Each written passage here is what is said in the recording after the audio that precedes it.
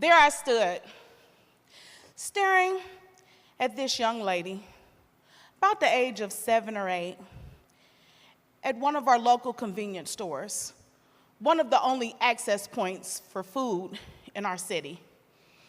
It was around dinner time, about the time you start preparing dinner, and I went into a trance. My trance took me back to when I was 7 or 8 years old, sitting in my grandmother's kitchen. She had this nice little hutch. It was like a leather-covered bench that sat in the corner, and this texturized table. I remember the table like it was yesterday because it was black and it had these like rivets in it. And I would sit there and I would rub the rivets and I would listen to my grandmother tell me stories about who I was and where I came from, as she would make greens, sliced onions, and tomatoes. She would churn ice cream fresh in an ice cream maker, which was amazing to a child.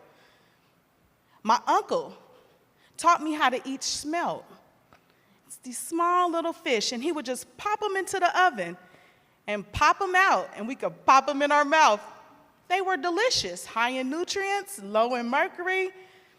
I learned all these food things in my grandmother's kitchen, and I stood there at that convenience store, one of the only access points for food in the urban Dayton community, and I looked at this 7 or 8-year-old. And I remembered in my grandmother's kitchen, one day she said, "Kenya, you should be a lawyer when you grow up. You have an answer for everything." And I thought, okay, maybe Granny's on to something. So I pursued law my first year in college. But then I had an epiphany. I said, I don't want to work with human beings after they've already gotten in trouble. I think I want to be a teacher and catch them early.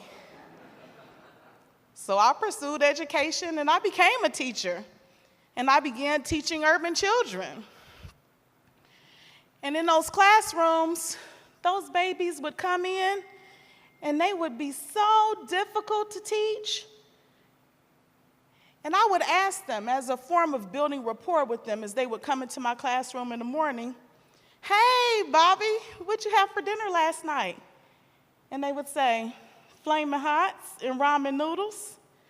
Often, not once or twice, but 3, 4 times a week. This would be the response I would hear.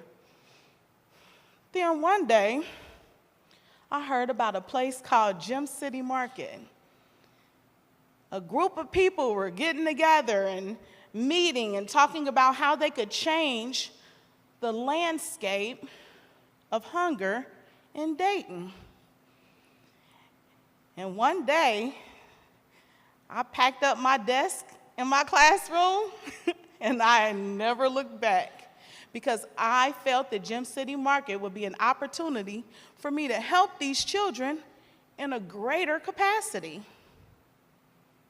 And I flashed back and I saw that little girl, and it was a paradox. That little girl stood there clutching a bag of Flamin' Hot chips, and she asked the cashier, "How much are your noodles?" And I stood there on my way to a Gym City Market meeting, and I thought, wow, I'm on the right path.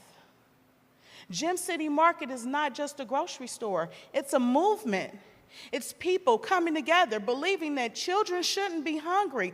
They should have an access point for healthy food, not just processed food. They should have more in their community than 6 new dialysis clinics. They should not be subject to statistics such as 1 out of every 3 black or brown boys born after the year 2000 and before the age 18 will contract kidney disease. That should not be a reality for the children in my city or in anyone's city. And Gym City Market is a model that could be carried across the country and duplicated out of this city of innovation Do you believe with me today? Thank you.